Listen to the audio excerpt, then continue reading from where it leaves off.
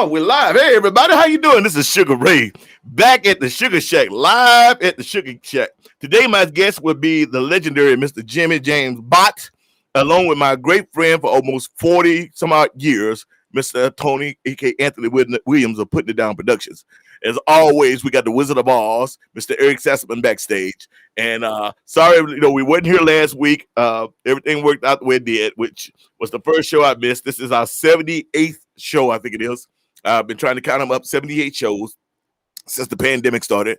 Every Tuesday, noon to 1, we've had a good time. So welcome, everybody. Everybody, welcome. I also want to say give a shout out to Tristan DeVito and to Bunny Burkett, a.k.a. Glenda the Good Wit with Musicians Media, my booking agency, the Mint Booking Agency, Jesse Rosoff, and, of course, my management, apropos management, Miss Gonzalez, Stephanie, my pit bull in high heels. That's the best looking pit bull you've seen in your life. Right on. We're going to start this out. You know what? I want to start this out. I had the pleasure of playing with Jimi Bott in many projects. He was the drummer with the Managed Boys when I was there. He was the drummer with my friend Kevin Self, that great guy. And we had a great thing called the Blues Giants that was put together by my friend Patrick Kaiser. We see people coming in. Big Red, how you doing? Joyful Robles, how you doing? Barbara Ryan, how is it over there on the East Coast? Michael S. Fairbanks, Puff Puff, the Blues Failure in Fresno, California. Right on. And Shauna, I hope I'm saying that right. Shania. It might be Shania. How would you pronounce that? Jimmy, can you see that on your right-hand side of the screen? How would you pronounce that? Shania, Shanae? Shanina? Shayna. You sure it's Shayna? I'm black. I like Shania. That sounds better. Shania. But they probably spelled that with a C, though. Jan Kelly, how you doing? Hey, let me start you out with this. As I was saying, had a great time playing with Jimi Bott. I love that guy. He's unpretentious. He's hyper-focused. He's very German. And I mean that in a good way. He's very German, but he's probably the only person that I have ever allowed to pick the songs while I'm singing.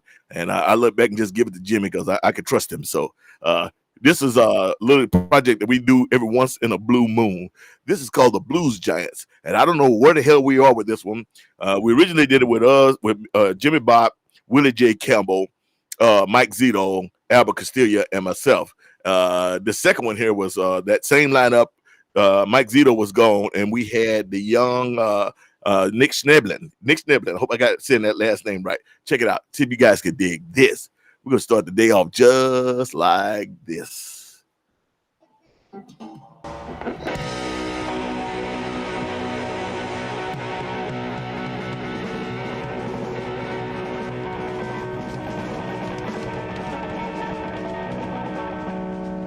Yes. Let's rock steady. My baby don't have a word. Yes, Jimmy, I can hear you also.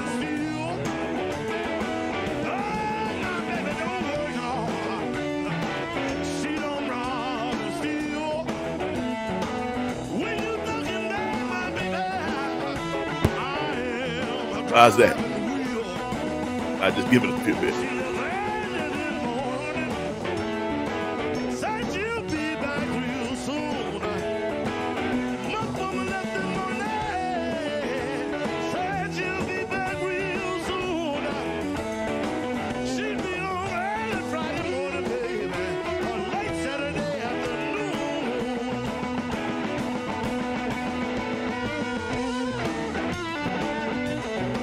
Shayna.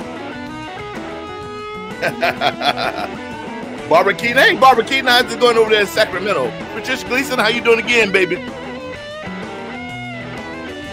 I like it when you walk it to me, but I love it when you turn around and walk away. When she walk, Eric, she rocked like an old fishing boat in a very, very rough sea.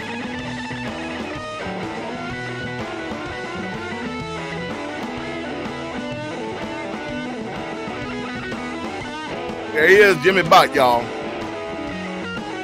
And y'all know that this guy, he played with the Fabulous Thunderbird, Rob Piazza. He many years with our buddy, Crazy Man himself, Gene Taylor.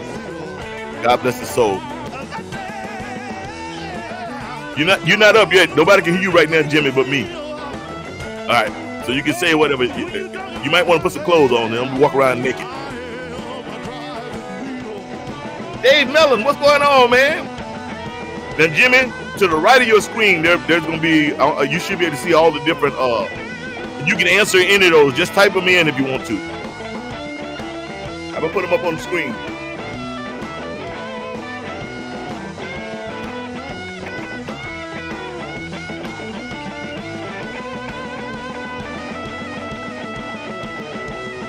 Shayna Adler. I still like Shania, but we'll go with Shayna.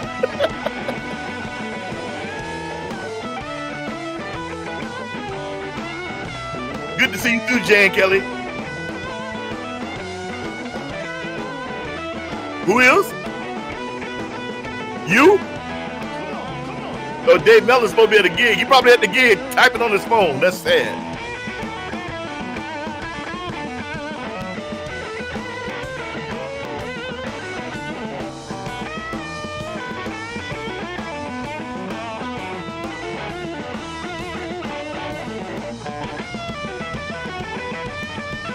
Y'all know that Sugar loves him a big booty women. We got some big booty women on here now. Lord have mercy. The Lord is my shepherd and he know what I want.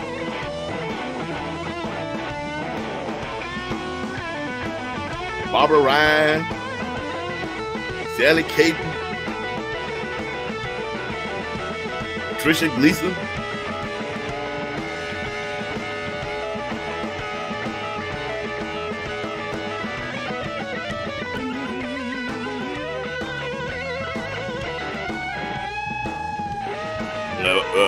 Jimi Bott Patricia said you can be naked. That's all right.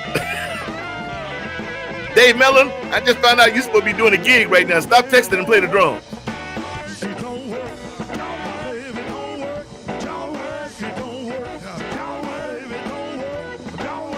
Been in the gym every day, baby. Walking every day. Last night I was up for 36 hours. Drove to LA.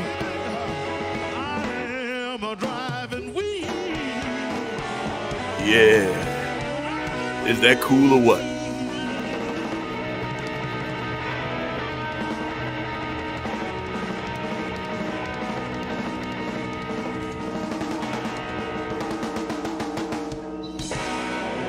Now that's what I'm talking about.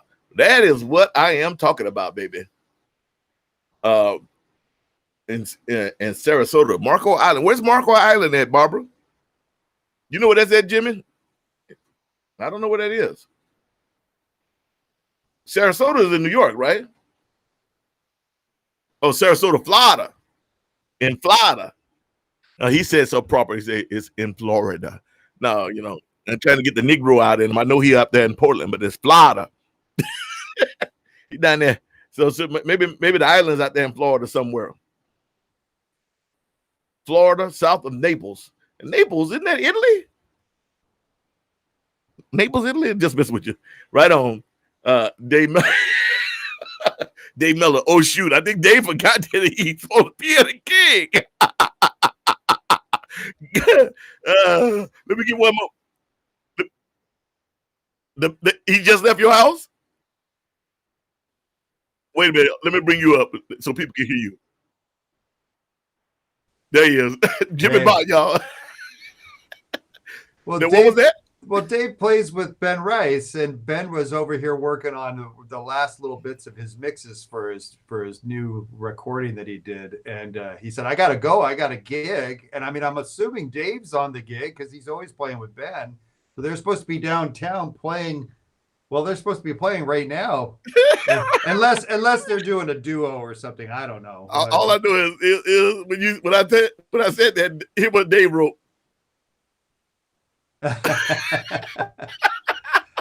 Well, maybe you're not on this one. Dave says.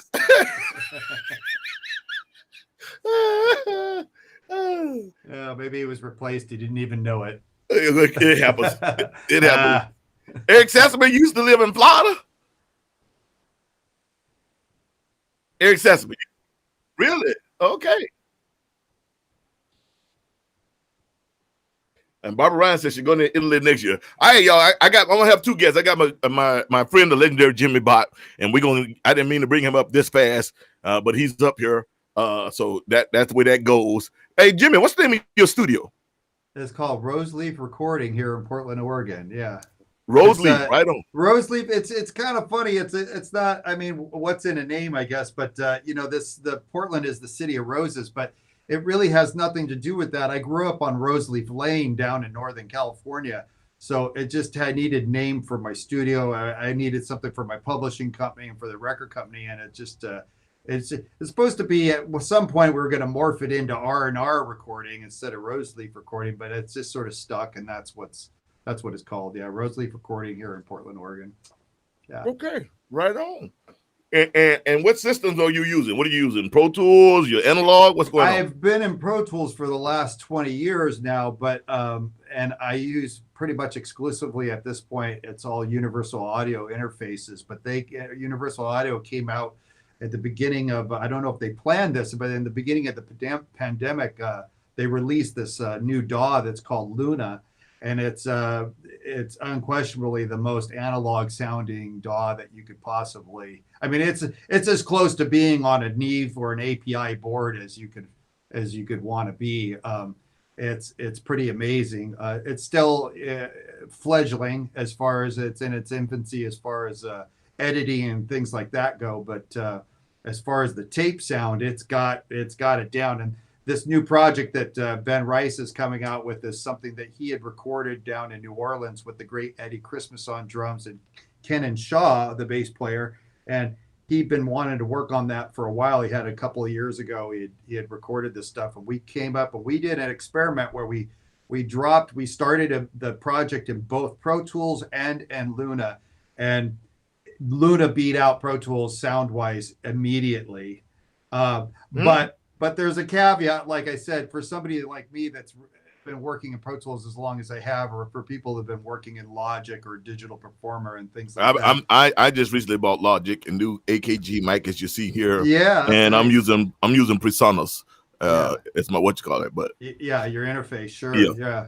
But there's a lot of editing capabilities that the Logic and Pro Tools will have that you won't have right now in Luna. But the fact is we continued on in the project with Luna because it just sounded so darn good. I mean, it really is. It's amazing.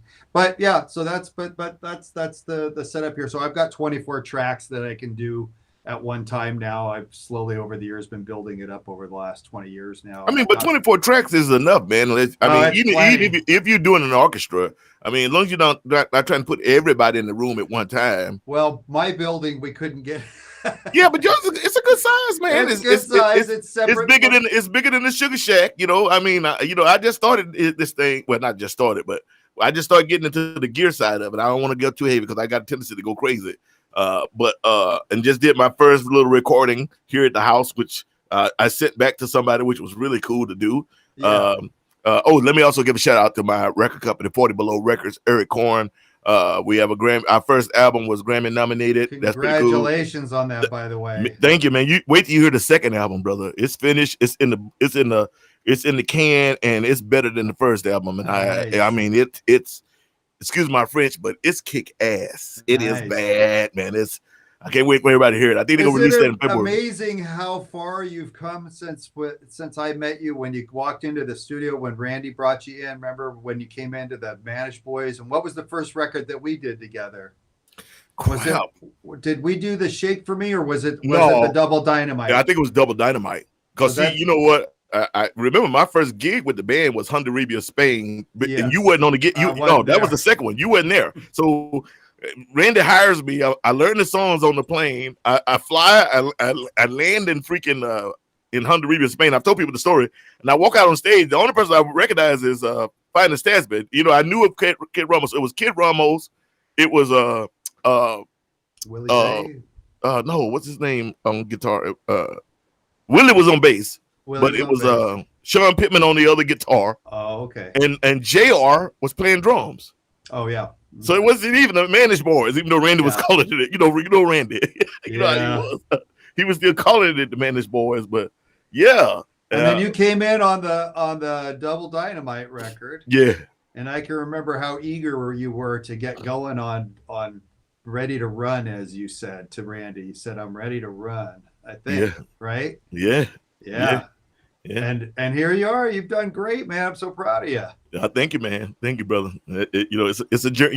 It's a journey, and It is. I've been really looking to play with people like you and others that have been really cool and high caliber. I must say that I've been spoiled on this journey because I've gotten to play with people like you. The best of the best. Whether it's been Oh, blues, whether it's been solo rock, I've been really lucky. So it's always thanks. a blessing to play with you, brother. Really Yeah, is. likewise. Yeah, I'm looking forward. I think we get to do the Blues Giants again next year, right? Yeah. I think so. Yeah, I think they getting that all together. So It's getting a little confusing with all these dates getting moved from one year to the next as to when they're going to show up on the next calendar year. they just showed me my itinerary for the first time this year, and For next year, I have a few dates this year in Southern California stuff, but literally 2022 is just going to be insane unless Europe, the rest of the world doesn't get their act together.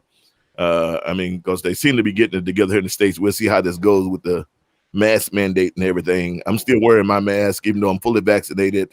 I think I will continue to wear my mask for at least another month or so. it's funny. We're vaccinated over here too, and it feels a little odd just going even up, to the dog park, to Mount Tabor up here, to walk the dog, to not have our masks on. Yes. Even though a lot of people have their masks off, there's that sort of in between, like you've kind of become. I hated it at first, I mean, I felt claustrophobic. Why? You felt claustrophobic. Pam felt that. Yeah, but it didn't affect me as much because we didn't go anywhere for so long that, I mean, around the house, I wasn't wearing a mask around the house, but whenever we went out, we'd wear it.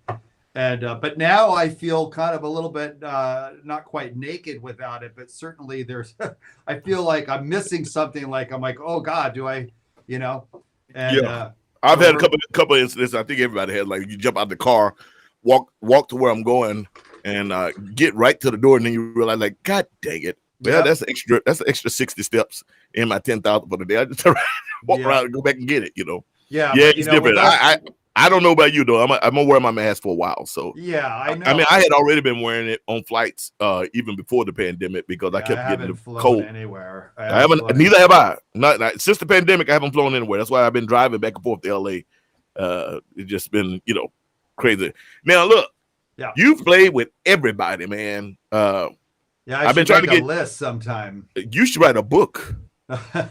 Freak a list. I should have kept notes like my dad told me to when I started this all out, started the whole thing. I should have done that. He said you should write down a little bit of something. And I kind of did here and there, but I didn't do enough. Now I should do it before all this goes, right? Dude, yeah, because I mean, some of the stories we'll leave out. Some of the stories though. Oh, we don't have time for nearly any of some of the stories have got to be told, because when I started hearing stories about you from other people, I was like, no, Jimmy, he's so wild, man, or so laid back. I could never, no. Yeah, there is I guess there would also sort of be a pre-kid Jimmy and a post-kid Jimmy. I think that's, if you had to find one defining factor, it would be having my kids that, and you met me after I had already had my kids. So it's funny because you and Kim Wilson both kind of say that. Kim is a buddy of mine, and I like him a lot. And Kim said, "Damn, you met me at the right time." He said, "You wouldn't like to owe me." I'm like, really? I think, I would say Kim told me that too. But I would say you'd probably like the old me. Yeah, I think I would. I mean, it's just another part of you. I was a very happy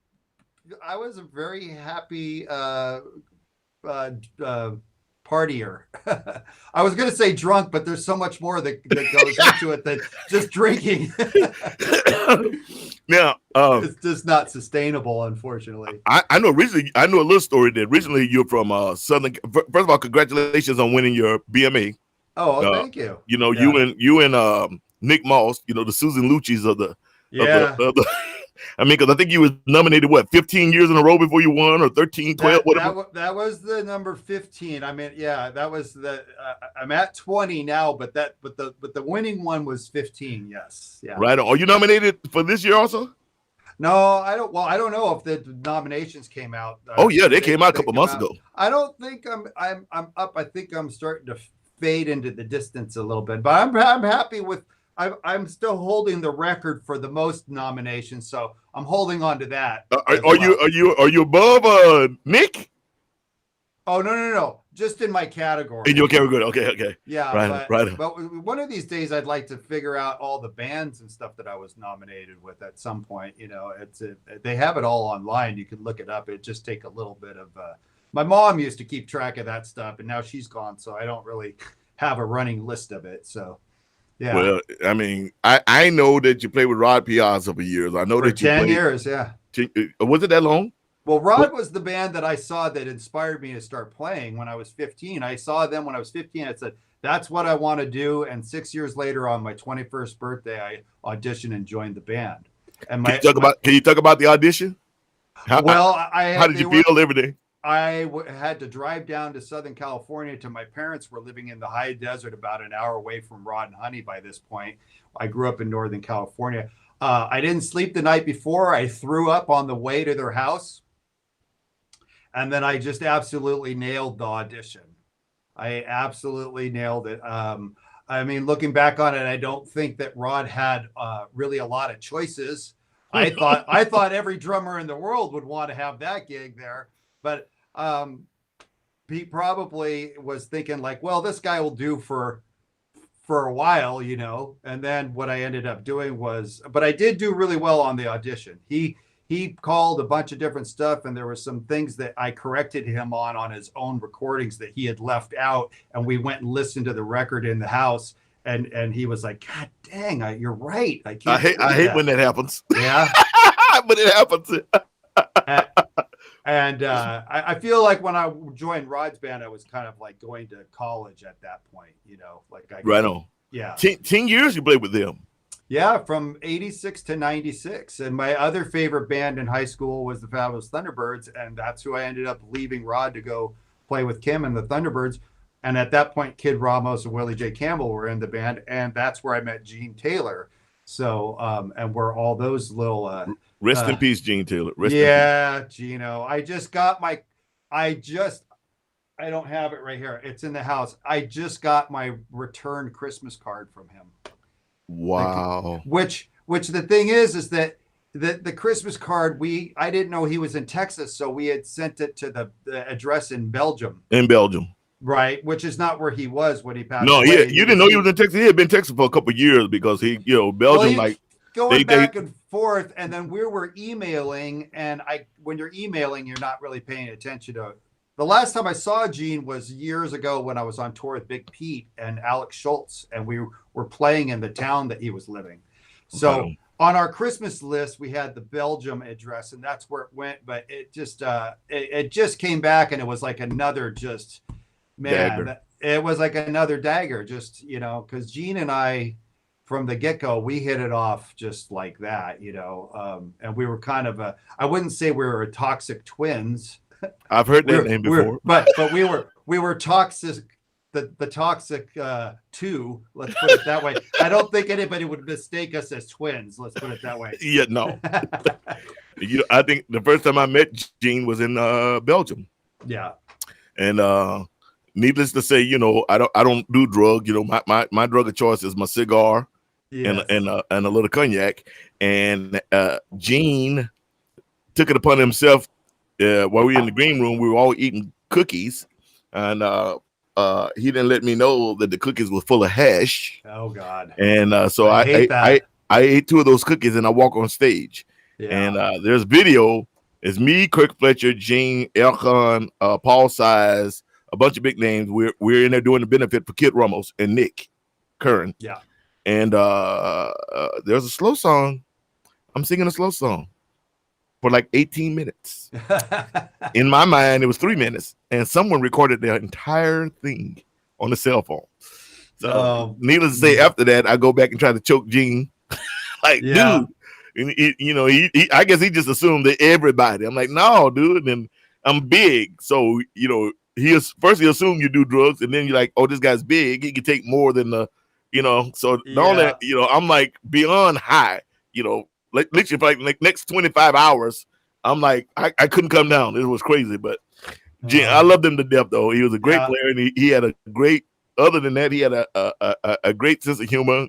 he would kill me. And a photographic memory. Did you know Yes. that? Yeah, for anything that interests him, which was a lot of obviously music and sports. But he was visiting one time years ago here in Portland, and he was out back and he was playing guitar and he was singing chronologically from the 30s to the present. He was singing commercials like radio and TV commercials, and then theme songs and stuff from different programs, and along the way throwing in a mixture of all the music that he loved as well. And it was just blowing people's minds, you know. But I always loved it when they would get, like, there was a great one where we were on tour with George Thorogood, and George was, you know, Gene could hold court, and he could take over a conversation pretty well, especially when it had to do with sports. But Thorogood was talking with him about baseball, and I just sat back and waited. And as soon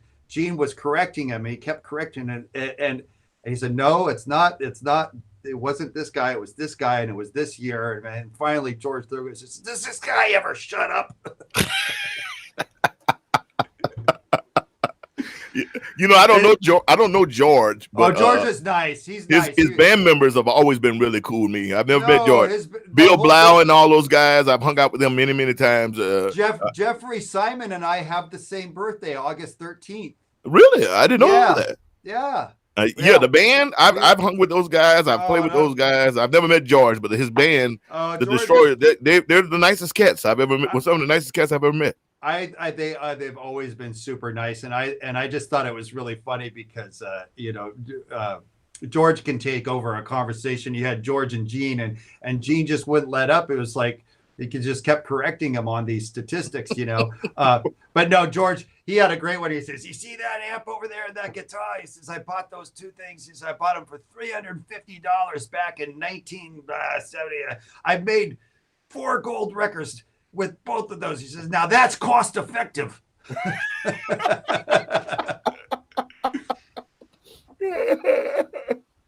Oh, good Lord.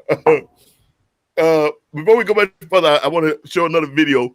I'm gonna leave you on the screen, Jimmy. Okay. And I'm gonna go backstage, so I'll be able to hear you. You won't be able to hear me, but the audience can be able to hear it. Ladies and gentlemen, today my guest is Mr. Jimi Bott, and hopefully Mr. Anthony Williams is going to come on also, so we can get some old school stories. But check this out.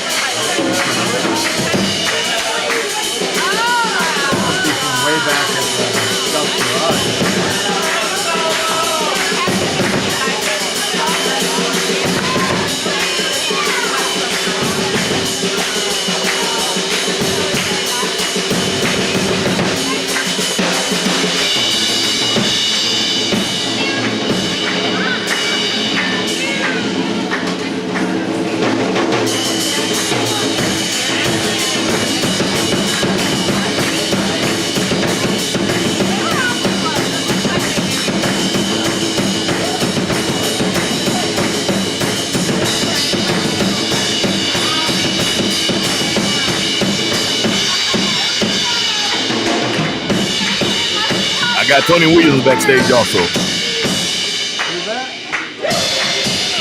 My friend Tony. I'll bring him up in a bit.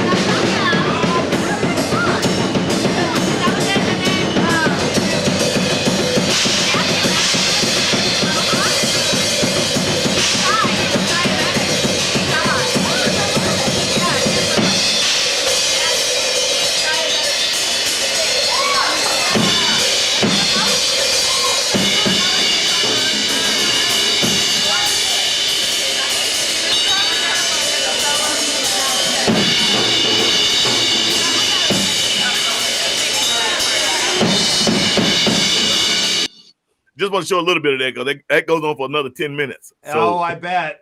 Yeah, we don't want to take up time with all that. no, but it's good. You don't play solos. Was that the original Duffs?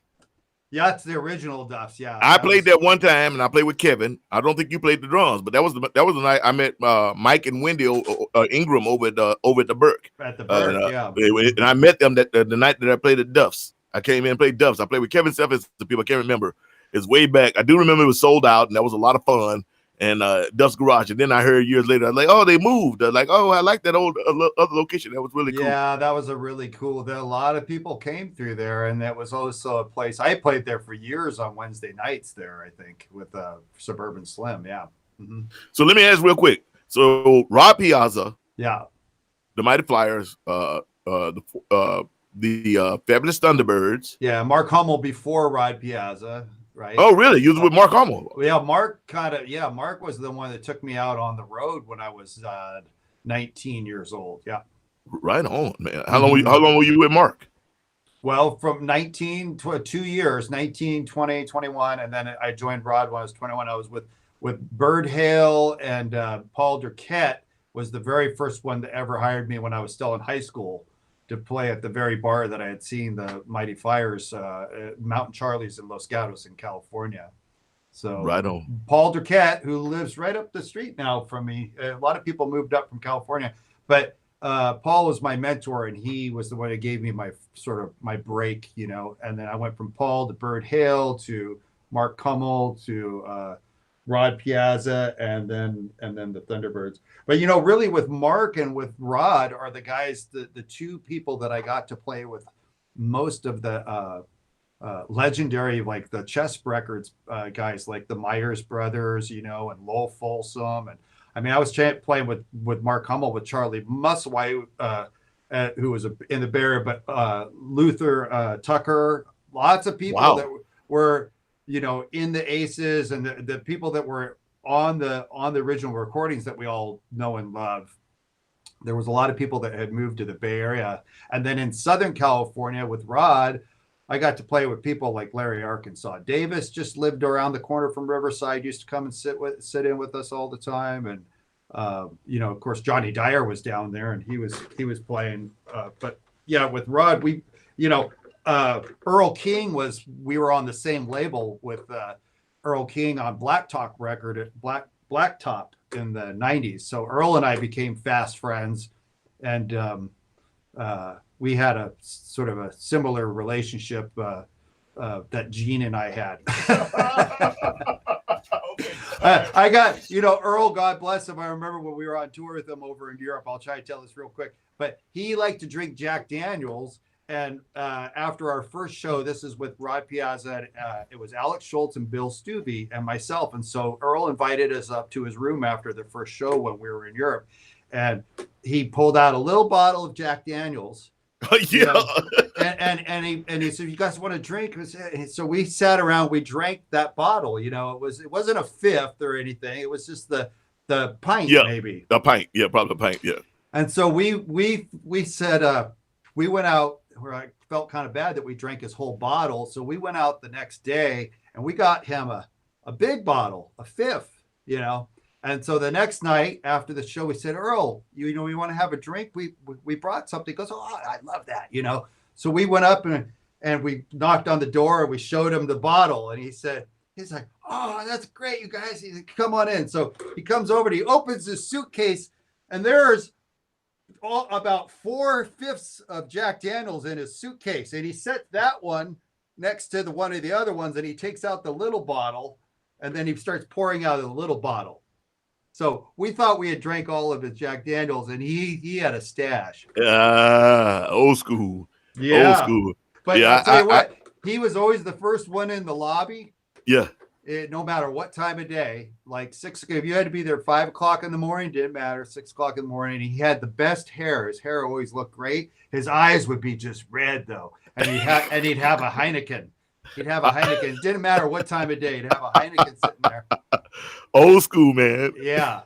Now, Now, did you play in that band that Kid and Willie was in when they were backing up, Fats and all those guys? That was the James Harmon band, and at that time, no, I wasn't in the James Harmon band, but I was in Rod Piazza's band. So in Southern California in the 80s, 86 to 96, in that general area of Long Beach, the two bands that were really sort of the top two bands were the James Harmon band and the Mighty Flyers, Rod Piazza and the Mighty Flyers. And then a little bit later, the Pontiacs, who were up in Santa Barbara with Mitch Cashmere, who also just lives right up the corner from me. He lives a couple miles from me now. Right on. They came up. They were sort of the younger guys. Oh, okay. Right on. Yeah. So the young band coming through. Yeah. They were sort of up and comers. I mean, there was a lot of great blues bands down in Los Angeles and Southern California at that time. But really the two, when I moved down there in 86, it was Rod Piazza and the Mighty Flyers and the James Harmon band. And I got to meet Fats just before he passed away. Right on. Kid and Willie played with them for years. Yeah. Right on. So sorry, I keep looking up here because I got you. When you see me looking that way, I got you on a big 75-inch screen. There's like a foot in front of me. That's too much. That's too much Jimmy for anybody. No, never enough Jimmy, man. Now, you've been with the Proven Ones. Yeah. And you guys have been kicking butt and doing and taking names. The Proven Ones. That? Yes, I can. Right there. Hold it right there. There it is. Is that the new album or is that the last album? That's our one that came out last year. That's the latest one. You Ain't Done. And ironically, this came out in April. We're on Gulf Coast Records, which is just an awesome label, and Mike Zito and Guy Hale, and they really are for the musicians. It's just a wonderful label, and that Mike Zito guy is I know that. Yeah, I know that guy. We're in the Proven, and the what band are we in again together? The Proven Ones. No. The Blues Giants. The Blues Giants. Yeah, I know. It's hard to keep it all together. So we were playing the Blues Giants, and then Mike saw the Proven Ones play, and he just loved it. And he said, would you guys be interested in doing a record? And we were sort of the first whole band that Gulf Coast Records decided to sign, and so we got to do that, and he asked me what I wanted to do. I said, what I'd like to do is record it somewhere else, because I don't want to be the engineer and the drummer. So, but I'm more than happy to take it all home and mix it and do the overdubs and finish it up in my studio, but I'd rather not. So we did that. We went down to Dockside Recording down in is that one in Louisiana? Yeah, it's I keep hearing about it. I've seen pictures of it. It's a really beautiful scene down there, and it's just it's very relaxing. Everything is on site where you stay and all that. And David Farrell, who had done one of the Rod Piazza records for Blacktop years ago, we got to reconnect, and he was doing the engineering on it, and that was awesome. But yeah, this was scheduled for release in April, right when the pandemic hit, and they went ahead. They released it, and I've never had this happen before, but this album went to #1 on Billboard. Isn't that cool? Congratulations. Yeah, thank you. And the day that it came out, I found out I was filling out a sea of paperwork for trying to get a PPP loan for my business and trying to collect unemployment. Yeah, that is the gist of the pandemic, man. People the same type of deal happened to me. I get nominated for a Grammy. Yes. I win the BB King Entertainer of the Year, the Soul Mail Blues Artist of the Year. I get picked up by the #4 largest booking agency in the world, UTA. I wind up getting the management, Stephanie Gonzalez, who manages me and George Benson. That's it. Yeah. We got unbelievable. You're ready to go. Ready to go. Everything's lined up. Everything is lined up, and kablamo. I know. It's like there's a. Yes, you're like Grammy, yeah, whatever. It's like wow, yeah, but everything happens for a reason. I mean, for me, I look at it as I was able to be here with Pam, and she was going through the cancer, and I needed to be here. And on top of that, as you said from the beginning, I don't know about you, and I do know about you, but I'm saying you and I or two of those type of people that we pretty much work nonstop. Yeah, that's You know, true. and I needed a break. I mean, Yeah. I had thought about it. I had been going hard for 14 years. I hadn't taken a break.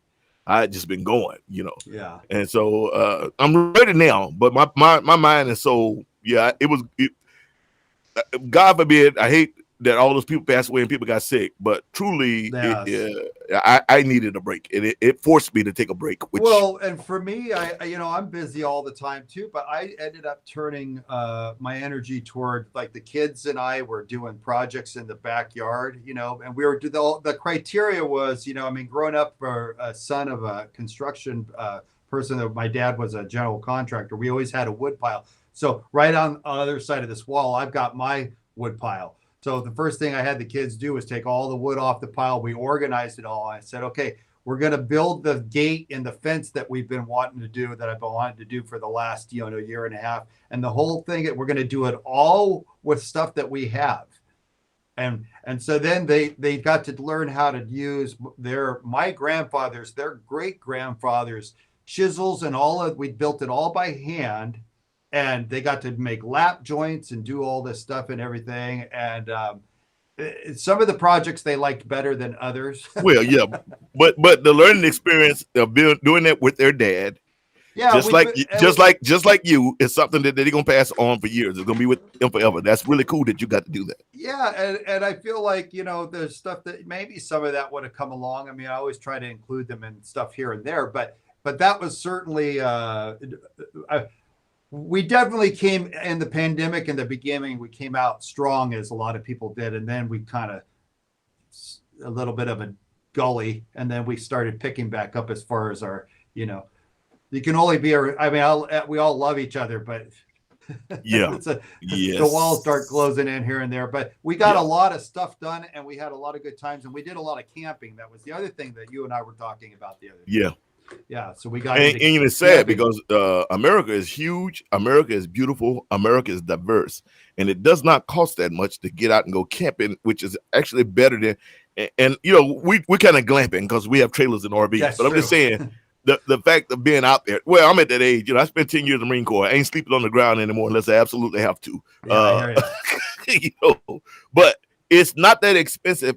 And it's stuff that you and your family will remember forever. I mean, there's some beautiful places in America. Yeah, I mean, that's part of the thing with the pandemic this summer, is that we're doing a whole thing where we're going to go all the way down through the Southwest and come all the way back up. And normally, we couldn't do something like that. Well, Pam and I part of my reason for being up for 36 hours was I drove up to LA, but we had some recalls from Mercedes on the bus, which is great. Thousands and thousands of dollars worth of work that was done for free.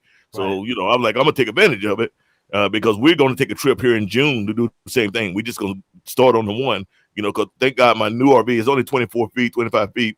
What the heck? Huh? Oh, it was something else.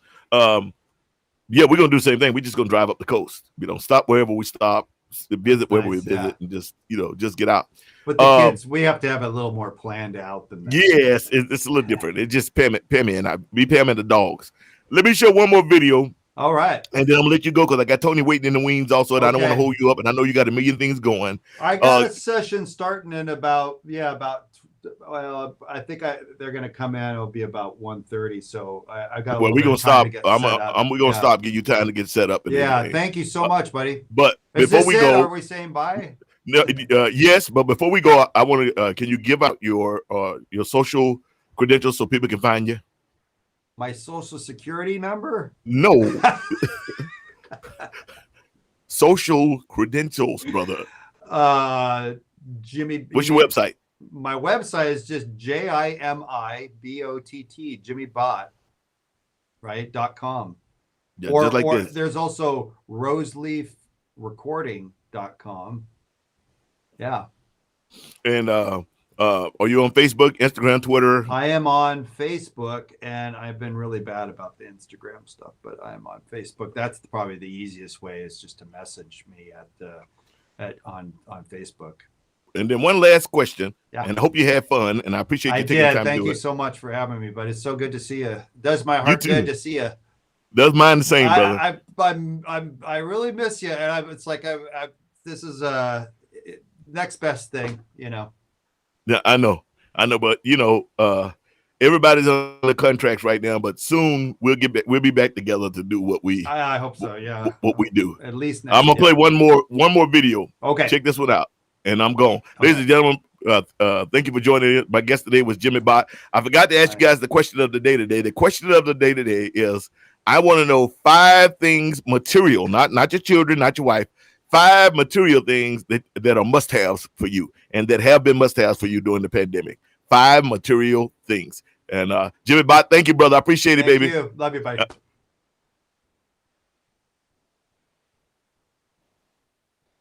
Check this out, you guys.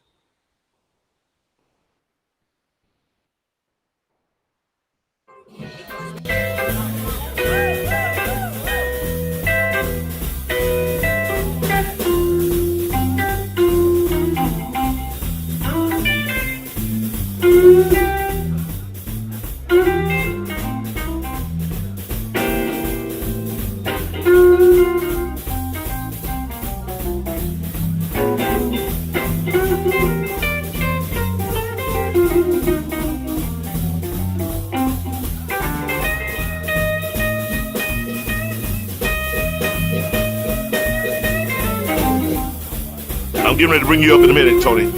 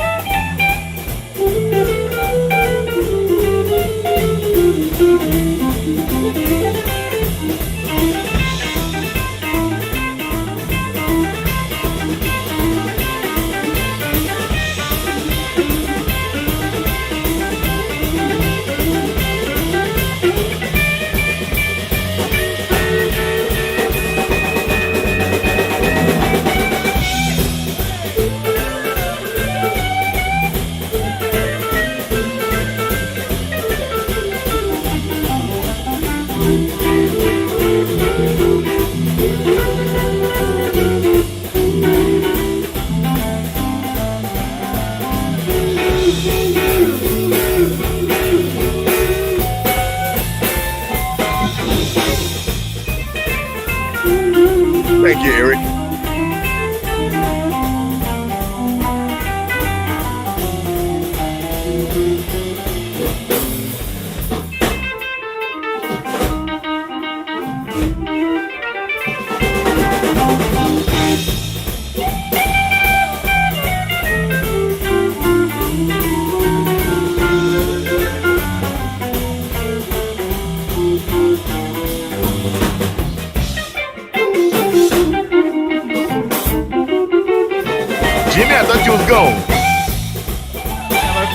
the video.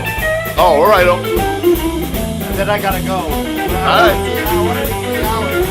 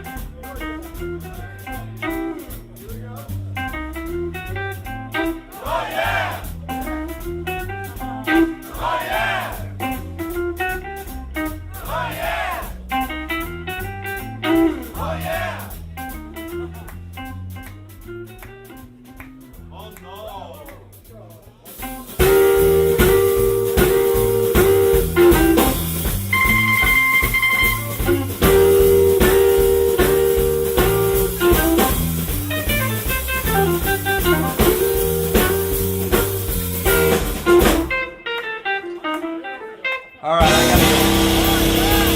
gotta go. Thank you, Jimmy. Thank you, buddy. All right, see you later. That was Jimi Bott, Alex Schultz, ladies and gentlemen. Right on, right on, right on. 5 material things that have kept you sane or you couldn't live without during the pandemic. Ladies and gentlemen, please, as I bring him to the screen, bring him to the stage, please welcome one of my best friends for almost 40 years. Actually, I think it actually is 40 years. I think it was right after my mama died that we met. Tony, I moved to back to Tyler. Ladies and gentlemen, my best friend, I have to call him that, even though I don't see him all that much. I don't get to hang with him. He good people. Please put your hand together for AKA Anthony Williams, AKA Tony Williams of Putting It Down Production. T-Bone, how you doing, brother? How you doing, man? How you doing, bro? I'm good. Thank you for being here, man. I've been trying to do different things to get different people on all the guitarists. It was great having Jimi Bott. Tony and I,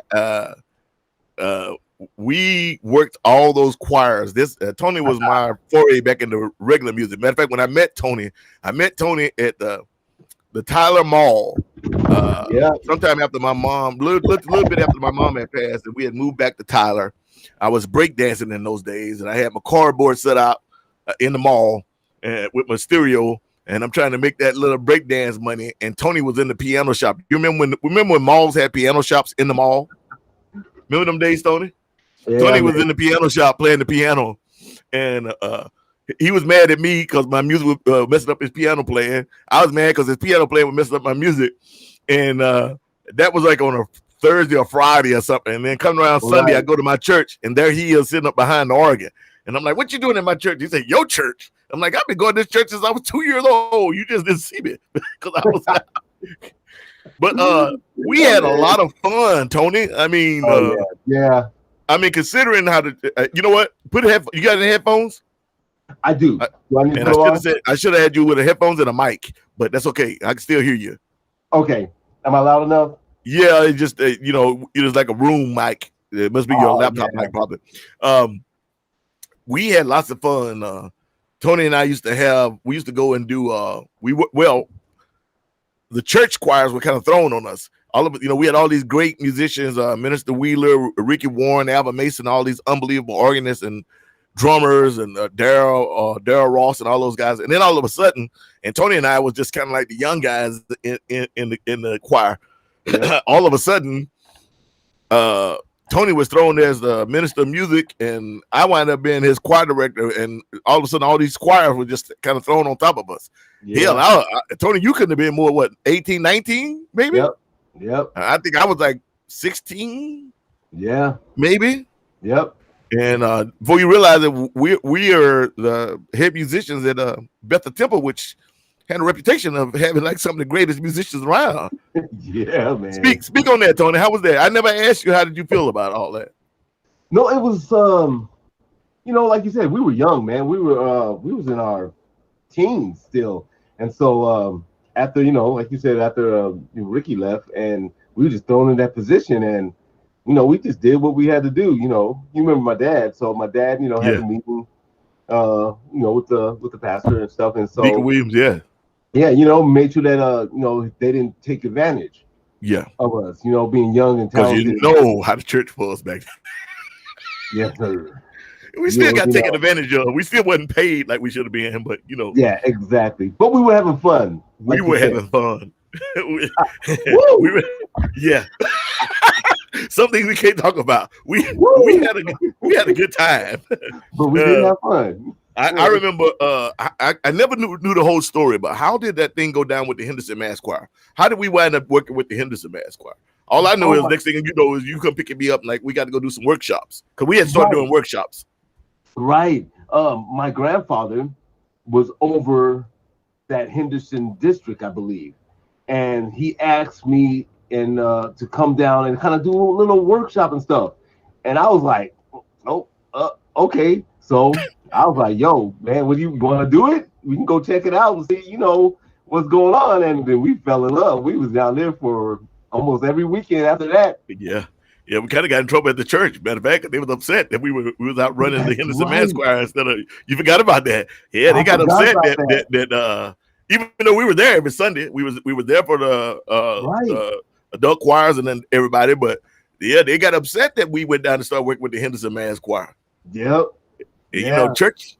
There was a lot of competition back then. I didn't realize how as I get older, I realized, but back then I didn't realize just how thick the competition was. Yeah, because choir, being down back east and stuff, the choir thing was major, which we found out, in the midst of doing that. What was that one choir that we would go down to? I can't remember what city that was, but it was far. Was considered our competition. Nacogdoches? Was it Nacogdoches? No, it was another. We would have to go about an hour and a half that away. Mount Enterprise? No. We was in Henderson, and then there was another choir that we would do something with, but they was like an hour and a half away. Were they out of Houston? Oh. I remember when we did that big competition in Willis, Texas, the time I fell into the orchestra pit or whatever it was. Yeah. Yeah. Forgot about that. Yeah, I'll never forget. Choir kept singing though. Choir kept singing. I bet you won't, dude. As soon as you said that, it just flashed back into my head. I was like, oh. I'm trying to think. I can't remember. You know what? I'm going to have to. When we do this again, or if we do this again, I'll talk to Norma, and then I'll be able to tell you. Are you still in contact with him? Yeah, Norma. Tell everybody I said hello, man. I will. I told Ann. Remember Ann Walker? Yeah. That voice is though, man. Ann can sing her butt off. I always tell people that. We grew up with amazing musicians and amazing singers. There's this guy, you guys. There's this guy who's about the size I am now. You got to remember back then I was about $1.05 soaking wet after a good meal. But his name was Tony Parks, and this guy used to sing first soprano. Mm-hmm. That was his natural voice. Eric Sassaman, first soprano, like. But that was his voice. So It would be funny when we line up the choir and his big brother is in the front row with the sopranos. Man, I forgot about him. So we would line up the choir, soprano, altos down front, and the tenors and baritones in the back. That's where we used to set up our choir. Some people put them in the middle, but we put them in the back because the guy's voice is always carried. So, but Tony Parks. Yeah, I forgot about him, dude. That's dude. Crazy. I remember that stuff. That stuff I remember. I remember that. I remember you always come because you had a car. I didn't get a car till much later, but you had that green El Camino Ranchero. Yes, sir. Yes, sir. Yes, sir. And we took that thing all over East Texas, man. I mean, we was everywhere. Oh, the times when some people had to ride in the back. I rode in the back a couple times. Because sometimes your sister came because Teresa, your mama Yes, would make sir. us take Teresa and be like, but Teresa could sing, so we use her to train to the choir. But yeah, your mama be like, Teresa going with. I remember being at your house like Teresa going with y'all. You like, Mama, we ain't got this is me and Karan. We ain't. Next thing you know, Teresa's in the car. I'm in the back. Yep. Oh man, I appreciate you, bro. I appreciate you. You didn't have to take me. You could have been like, all right, well, I got to take my sister. Find your own way. No, man, dude. Yeah, you know how we got down, dude. We were fan by that time, dude. Yeah, so, yeah. Now, what y'all don't know is that some years after all those years of working with choirs and everything, I joined the Marine Corps, and I didn't see Tony for 10, 15 years. Yeah, something like that. And one day, and this is how things work. This is what's so weird. So one day, this is after I think it was after I had already lived in Japan for a year or two. The Marine Corps brought me back to California, and I was in Southern California, and I hadn't been to church. I'd been living that single man life, young Marine, enjoying myself. Enjoying myself. I keep looking up here. If you see me look up here, Tony, it's because I got you on a big 70-inch screen in front of me. Oh, for sure. So, that's what's up. I got you. That's why I keep doing like this, because right here in front of me, you it's like you're across the table. So, that's cool. That's what's up. Okay. We got, I don't know if Tony remember this, but we did some stuff at Caldwell Auditorium one time. It was us, the Mighty Clouds of Joy, and the not Soul Stirrers, but I think it was Kenny Neal and the Gospel Keynotes. I remember slightly. Yeah, that was a lot of fun. But anyway, I come back to California. And not Texas. We in California, and and my friend he knew me from the days of the church, and he was like, "Man, you got to go to this church. They got a great choir and great organist and blah blah blah this and the other." And I'm like, all right, man, I ain't been to church in a minute. I need to go to church. So that Sunday, and we go to this big church. I don't even remember the name of it. I don't even remember exactly where it was, but I know they had two services. So I'm sitting in the back. Fontana. California. Is that where it was? Fontana? Yeah, Loveland, Fontana, California. Yeah. Loveland. Yeah. That's right. That's right. So I'm sitting in the back of this church. The church is packed. The place was packed. I'm sitting in the back, and the organ strikes up, and I'm like, I know that organ. I know that sound. What the hell? And so out of the blue, I look, and it's Tony. Now, I ain't seen him since I left Texas. It's been 10 years. We ain't spoke. We ain't nothing. I've been all over the world.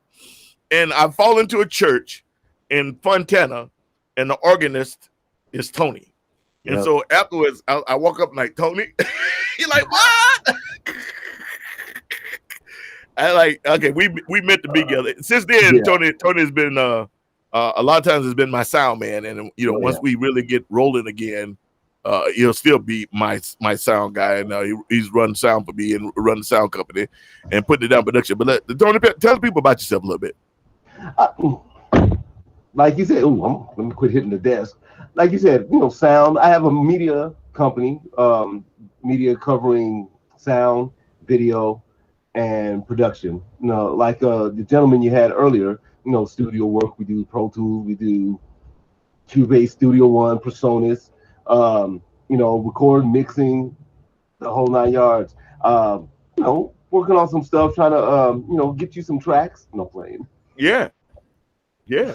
Do a little, hip hop blues situations, get some remixes on you. Yeah. Stuff like that. So that's pretty much it. PID Productions, man, been trying to, get this thing going. We got all shut down when this, coronavirus thing came out, but it looks like we're coming out from under the water. So we gonna, make it do what it do.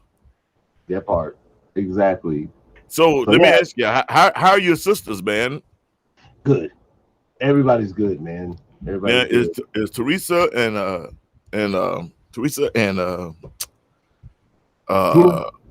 Tina. Yeah. Did I get it right? Teresa and Tina. Man, I haven't said those names in like 20 years. Are they still in Dallas? They're still in Dallas, Mansfield, like right outside of Dallas. That's why my brother's a sheriff, right? Really? Which one? Pitt? No. Andre. Andy. Andre, really? He's lived there for 15 years, Mansfield. Really? Oh, Yeah. that is crazy, dude. He's a sheriff right there in Mansfield, Really? suburb of Arlington. Dude, I have to It's go hard to to believe that Arlington got suburbs, but yeah. Bro, things have changed. When we grew up, Arlington was a suburb. Exactly. Man, I'm gonna have to do it. I've got to go out there pretty soon. I'm gonna try to hook up with him. You know, You I'll get should. his info. Yeah, I'm gonna get your info because I gotta go out there. We're gonna go to the farm. What farm? Oh, my dad inherited 5 acres in Mount Enterprise, not Mount Enterprise. Yeah, in Mount Enterprise. Okay. Well, he grew up down that way, right? Did he grow up in Mount Enterprise? Because I grew up know in Mount Enterprise. Yeah. Okay. Yeah. Yeah, your old man gave me, I think, my first job. I remember. Oh, really? Yeah, I remember when he was doing agriculture, he one taught me how to do he was doing yards and stuff. I don't know if you remember that. I came work with y'all that summer and we did yards and all that's the maintenance and all that. Your pops, man. Brother William, Brother Ursel, was good people, man. Your pops was good people. He always treated me like gold. No, dude, yeah. You know, with that, I'm like, you know, I can't say nothing at all bad, at all. You know, like my best friend.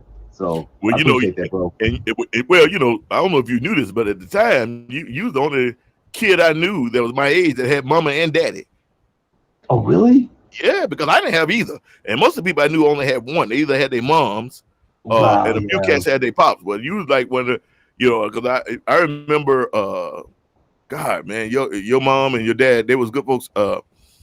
I remember you playing the tritoms and quadtoms at TJC. Oh yeah, I think you did it at John Tyler too. But I remember you playing one time at and you had this little jazz group called Touch. I somehow or another I got into some club y'all played. I don't know if you even remember this stuff. Oh, dude, I forgot about Touch. Oh man, and you had Touch, and then you had Touch 2. That's dude. How you remember that stuff? I'm like, I cannot. I remember that. Nothing y'all don't know about Tony. He's so talented. Tony used to make his own clothes from scratch. A little long ago. I was always in awe of you, Tony. Dude, bless you, man. Appreciate you, bro. I mean, I really was. I've been blessed to know some of the most talented people on the planet. I always talk about other people writing books. One day I should write a book. I mean, because the things that I've seen, the things that I've done from then to now is people would not even believe. It's like living 6 lives. You know, I've lived 6 lives, so it's been crazy. You've been, man. I am proud of you, bro. Like I've told you before, man. Like you've accomplished a lot, man. So my hat's off to you, dude. And I'm like, dude, I look up to you, my brother. You're right.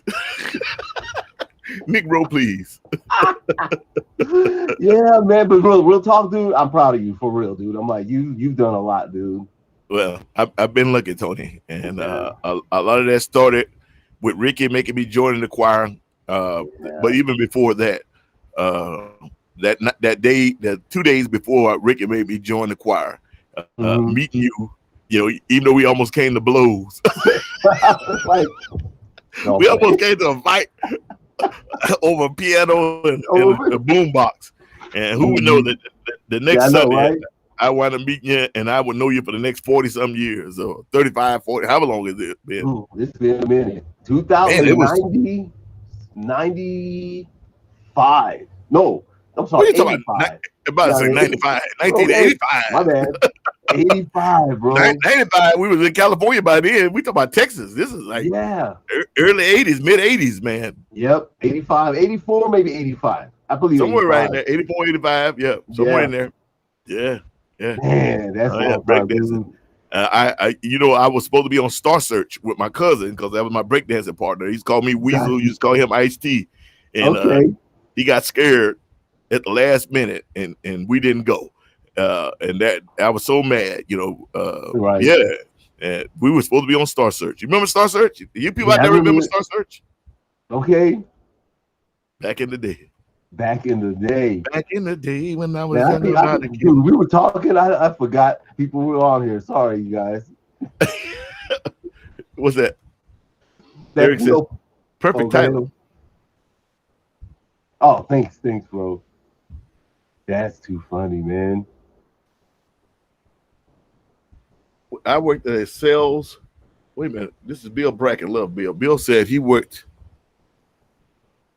Says I worked at a salesmanship club boys camp near Tyler. Near Tyler? Oh Dang. wow. Oh wow. Wow. There's a lot of people from Tyler, man. We didn't Wow. realize it at the time. I don't think. I don't know if you remember. You might not remember this, Tony. You remember Elder Deborah? We call him Elder Deborah. If I seen his face, the name sounds familiar, but I was bad. Come to find out, Elder Deborah was an old blues cat, man. I mean, he pulled the guitar for me one time. Yeah, come to find out, he was an old blues cat. One of them cats that were around with not Muddy in him, but he had played with Lightning Hopkins. He had played with a few other Sam Myers and some of those guys. Now that I'm in the blues world, yeah, and I guess he moonlighted, or rather he preached and then moonlighted as a blues man. Man, but all those great musicians and singers that we knew, they had to come from somewhere. Yeah, exactly. I mean, real talk. I always tell people I took it for granted that when we grew up, a lot of the organists played full 10-finger chords and played the bass line on the foot pedals, and it wasn't until I came into the regular music world that I realized I didn't realize how special it was. And because most of these keyboard players play with one hand, or people singing head voice but not singing from the diaphragm, and I'm like, I just took it for granted because everybody we knew sang. Everybody, they didn't sing, they sang, and all the organists we knew played. Yeah, man. I tell the people, and I'm doing all the talking, but I want you to talk. You remember all those? You remember all those revivals, the midnight musicals? Tell them as an organist. Tell them how the revivals went. Do I have to? Yeah, just a little bit. Man, okay. What part am I telling? Let me how hard you work, especially like Monday night. Oh yeah, music night. How hard we worked. Preparing, rehearsing just for what was that name of that choir that came from Chandler? Was it Chandler? Chandler, remember that choir which we thought this whole group of people were like a cult? Yes. Was that Chandler? I think it was Chandler. Chapel Hill, somewhere down that way. Somewhere down there, right? And we always look forward for them to come. Yeah, because they had cute girls too. That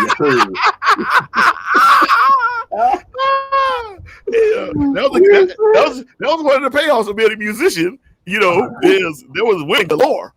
Oh, the glory. No playing. But like you were saying, like the preparation for the revivals and the late nights, and Well, I always tell people, that we had keyboard players and drummers, because at that time that's what we always had was keyboard, drums, and then some of the old folks would go over and play on the piano on the other side of the pulpit. But we'd have drummers and keyboard players lined up because the revivals would start, and they would literally wear keyboard players and drummers out, like literally, like drummers just you can start seeing, we all be back talking, you can hear somebody miss a beat, and it's just because they done got exhausted, and then we're like, who's going to replace them? Okay. Come in, just slide on over, keep it going. Don't never let it stop. Yep. And it was at the point to where then there was the lineup of people like waiting for you to mess up so they can just slide on in. I never talk about that. I always talk about getting tired. But someone asked me that before about the competition. I'm like, yes, there was serious competition. I mean, there was some unbelievable drummers, some unbelievable keyboard players. A lot of times guys was trying to prove themselves as well as. You never know if they pastor and told them you better go in there and tear this down, because if you had good choir, that means that you had good. It means you had good choir. It means when you had good members at your church, because some people came to church to hear the preacher, some people came to church to hear the choir, and so every good preacher wasn't worth his song unless he had a good choir to back him up and a good B3 player or a good drummer or both. That's it. So people would be waiting not just for you to get tired. they be waiting for you to mess up. Matter of fact, sometimes you be sitting there playing and somebody keep bugging you the whole time. Like, let me get some of that, man. Let me get some. Not like I got it, man. I got no. Let me get some of that, man. Hold up, bro. I just sat down. It's like. Yeah. Oh, dude. Yes, sir, bro. The question of the day were 5 material things that you could not live without during the pandemic. And Tony, I hadn't asked you this, but now that I got you here, give me 5 things. 5 material things? Yes. Food. Okay. Electricity. Is that considered material? That's material. Okay, but generator.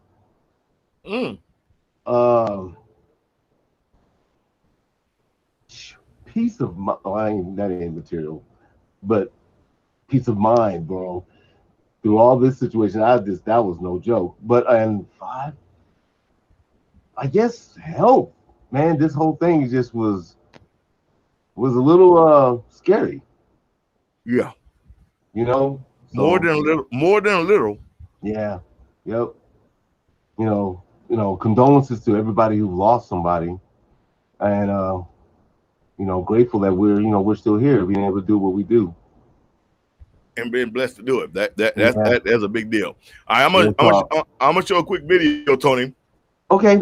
And then we gonna come back just for about a few more minutes, and then I'll let you go. All right. Sounds good, bro. Appreciate you having me on. Okay, now. Don't go anywhere. I'm not going nowhere. Let's see. It's starting to heat up in here a bit. I got the ice flowing, but I think the computer's getting hot. Everything's going slow. Look at that. Uh-oh. Let's see what happens. Might not be able to do it. The heat is getting...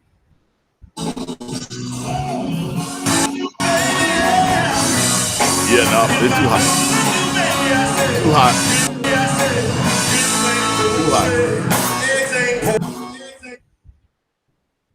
Yeah, it's too hot. Too hot. Well, this has been Sugar Ray, and my friends Jimi Bott, and one of my best friends in the world, Mr. Tony Williams, for Putting It Down Productions. Sure. I had a good time. Eric Sasserman in the background. We're gonna let this thing get out of here before it gets too bad. Someone said the Lord can hear y'all. Repent whilst you can. Hey, he already know. He already know. We ain't gonna talk about the time that Tony had met this girl way down in Mount Enterprise, this gorgeous girl, and then I met her in Dallas. And I'm dating her in Dallas, and she dating him in Mount Enterprise. This is how our worlds have been intertwined. Tony don't realize this, but we are. He and I are destined to do something. I think big together, because the world has thrown us back together 2 or 3 times, like just kind of weird out of world. So this is one of those times. The time, like I said, I wound up falling into this church out of nowhere, and there's Tony. I hadn't seen him for 10, 12 years. Didn't know he had left Texas. Didn't know he was in California of all places. So this fine. She was fine. Fine. High yellow. She was a high yellow. I can't remember her name. Anyway, she met Tony way down in the Mount Enterprise. That's way down in East Texas. I met her way up in Dallas.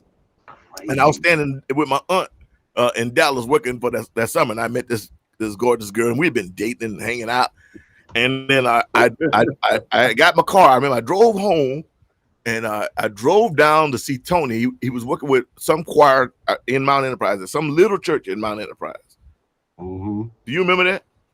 Yeah, it was my grandfather's church. Yeah, I did not know that. Yeah, it was good. It was this. So Tony playing the organ. I followed into this little church, and lo and behold, I'm in there. Tony's in there. I'm in the audience, and Tony's playing the B3. And lo and behold, she walked in the church. And it was one of them things for me. I know she opened the door, and the sunlight was coming through there, and it was like she was glowing. And I was just like, oh my God. Oh. And I should have known by the look on her face. She walked by me. She walks up to Tony afterwards, and she's like, "Well, he's sophisticated, and he's got a car, and blah blah blah." I'm like, "That's my best friend, man." Right. But literally, neither one of us knew. We talking about a 200-mile distance. I'm talking to her and dating her in Dallas, and he talking to her and dating her in Mount Enterprise. Of all the places. And she just happened to fall up in the church, didn't even know I was there. Crazy. Yeah. Have you ever thought about that stuff, Tony? I think about all that stuff, dude. Dude, I think about it too. It's like, dude, it was crazy how, of all things, that situation. Yeah. She played us both, bro. Yeah, but she didn't know. I mean, in her defense, she didn't know that we knew each other. And, I'm in Dallas. You way down in Mount Enterprise. Right. Texas is gigantic. Who would think that she wound up dating two best friends and that we were 100 miles apart? That's the way serendipity, I guess, works. Right. She was a player. She's a player. Player. But she didn't know we blood, even though we ain't. But she was fine though. Oh no, that she was. I can't even remember that girl's name. Me either. Not important. No playing. Wow, I cannot remember her name. Okay. I bet you if we seen her. I can see her face in my head. Yeah. Somebody said it sounds like a song in the making because of that girl. Dude, you need to do that. Me? You're the producer. You're the producer. I'll produce it. You gotta write it. Let's do it. We may have to do that, man. Usher and I don't even want to miss his name. In love with the same girl. Love with the same girl. That was crazy. That's crazy. I remember us talking about it. Like, all right, now neither one of us gonna date her. I think you talked to her anyway. I think I talked to her anyway.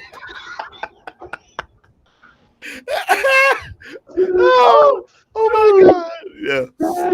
Youth. She was nice. She was nice. I ain't gonna take nothing from her on that. She was cute. She was nice. Okay. As we used to say in the country, she was fine. Hey, man. Fine as frogs hair. But anyway, y'all, Tony Williams, my best friend, literally, Tony. You I know you got a lot of friends, but I've known no one other than my brothers longer than I've known you. I mean, you know all my secrets, and then some. You know where all the bodies are buried. Yeah. Okay, wait a minute. Where's the mute button at? Where's the button? It's been crazy. So Tony, thank you for taking time to come on the Suga Shack today. And one of these times we have to come back and do a full show when I just have you. But we already an hour and a half into the show. Yeah, but it's good to be back. Tony Williams. Tony, what is give me your social credentials. Oh, it's Anthony LW. Social media will be Instagram and Facebook, either one. Right. And I think it's the same thing for TikTok, but I'm not really on TikTok that much. I don't have a TikTok account. I know they kept trying to push me to get on TikTok. I'm like, listen. Facebook. I got Facebook, Instagram, LinkedIn, and Twitter. And LinkedIn. LinkedIn. Yeah. That's enough. That's enough. Three the hard way. We good to go. I mean, other than that, you want to talk to me? Pick up the phone or come up and say hello. I'm old school. Exactly. Real talk. Press the flesh. Right. Wear your mask, but press the flesh. That part. Where's mine? Come see a brother. Right on. We gotta keep it on deck. Now, where are you located at now, Tony? Are you still out in Redlands or River? Nah, I'm in Riverside, California. Riverside. Yes, sir. You're in Riverside. Right on. Yeah. So for the time being. If and be like that, no, we never went in there for sin. We was going in to work for the Lord. We were there working for the Lord. But we were young men. We were young men surrounded by women of all ages, single women of all ages. We were single, and they were single too. Yeah. So we was there. We was there to work for the Lord. Matter of fact, I always tell people what was so funny is a lot of times we would go in, especially if it now like the Henderson Mass Choir, some of the other mass choirs we worked at, people knew who we were because we was the wrong ones. Because we ran our program, if I remember, we would go in, do like a 2-day workshop, and then do a concert at the end of that. Yep. And then a lot of those choirs love what we did, and the choirs, and I must say, I think we did a good job making the choir sound better and teaching them new songs. So a lot of those choirs would later want us to come back and work more, which that's when we started getting in trouble because The church was like, "Hey, we paying you guys." Actually, they wasn't paying me. They may have been paying Tony. They were paying me though. We paying you guys to be here on Sunday and such and such and such. And I was like, well, they got cuter girls and and we gotta make some money. We gotta do what we got to do. Dude, but, exactly. It wasn't fair that I was the only one getting paid and you were still doing the majority of the work. I don't know about the majority. I just direct the choir. I direct working. Yeah. Bruh. No, I enjoy it though. Yeah, exactly. But that was what you did. But you put in work, and that's why people wanted to see us because you was putting in work. I believe you were before Kirk Franklin. Well, a lot of people have said that. I mean, a lot of people was like, I guess I met him at one of the state or national conventions when he was younger. Oh, I didn't even know that somebody was telling me that. I was just at that time I was still young. I was just directing the choirs, whatever they wanted me to do. I got lucky that a lot of people wanted me to direct their choirs, and do you know after I joined the Marine Corps and I came home probably like a year after I had been gone. Big Mama had a letter from Green Acres in Tyler. Oh wow, okay. The big white church, and they wanted me to come over and take over their youth department. And I'm like, this is how things work, because had I gotten that letter before I joined the Marine Corps, I probably would never join the Corps. Yeah, that's real. I believe you. Yeah, because they pay good money. You, Eric. Yeah, right. Yeah, they pay good money. And the question what they wanted their choir to sing like the black choirs, and I don't mean that racially now. Is what it was. They were still singing from books, and we were doing all these complex 3-part and 4-part riffs and harmonies with our choirs, and they had to learn it without a book. And that was the choir director's job. I had to know the songs in and out.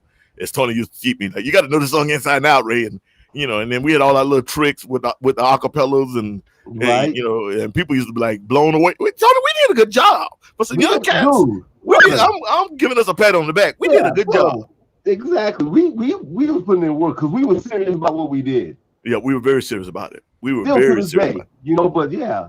Dude. Yeah. Well, because it was a big deal. I mean, we're talking about everybody could play and everybody could sing. So, when they would have those, we would call them concerts or music festivals there. But I'm gonna let y'all know. Yeah. There's some serious competition between the churches when the choirs showed up. We had Smith Temple across Smith Temple, Houston Temple, a few other churches, and it was bragging rights. Bethel for a long time, Bethel Temple, we were known. They had the best musicians and the best choirs. Plus Bethel Temple was the oldest Church of God in Christ. The oldest Church of God in Christ in Texas. So there was a reputation that had to be upheld. I think for our era that we were there, considering that it was just dropped in our laps. I mean, literally, it's like we went to church one Sunday and everybody was gone. Did you ever know what happened with all that? Yeah, we'll talk about that off camera. Okay, because I didn't. All I was still young, so all I remember showing up is all of a sudden Anthony was gone, Minister Wheeler was gone. I know Warren, Ricky had. Something went down with him, his old lady, and some other people, and somebody that I was actually messing with, and then Ricky was messing with. I forgot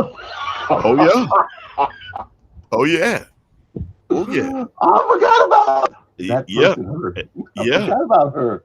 Yeah. And that's what Ricky left with. But all I know is we came to church one Sunday and everybody was gone, and the choir was looking at you, and then I was like, well, I'll do what I can to help, and that's how all this started.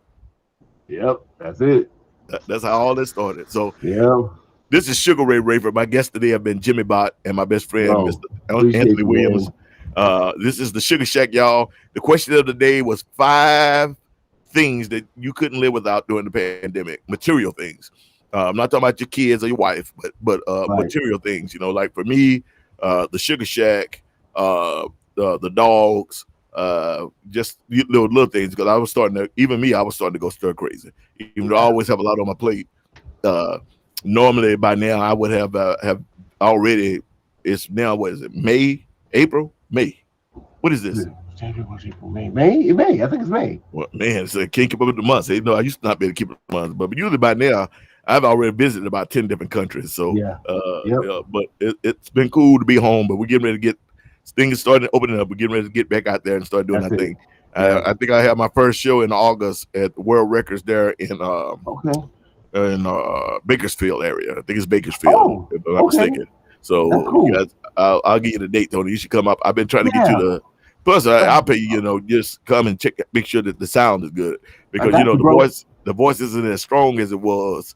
I got to build that stamina back up. I don't want to be hoarse after the third song. Oh yeah, man. Yep, time to get it back cracking, man. The re mi fa so. Yeah, all that. Warming up.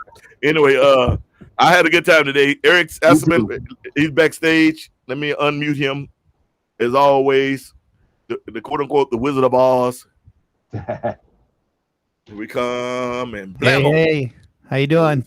Hey, back off your mic. Back off your mic, Eric. You're a little distorted. Back off your mic. There you go. Yeah. All right. Wow. It was like. All right. Woo! I need some audio help. Yeah, man. You coming in kind of distorted. In the house. We got I had nothing but professionals today. Look at that. We had a good time, y'all. God bless you. I'll see y'all next week. Hopefully, my guest will be Victor Wayne Wright. We're gonna try to get that together and get Victor up here. So this is Sugar Ray at the Suga Shack live. And as always, for God's sakes, be good to one another and to yourself. That's it. Peace. See you next time. You guys stay there. Oh.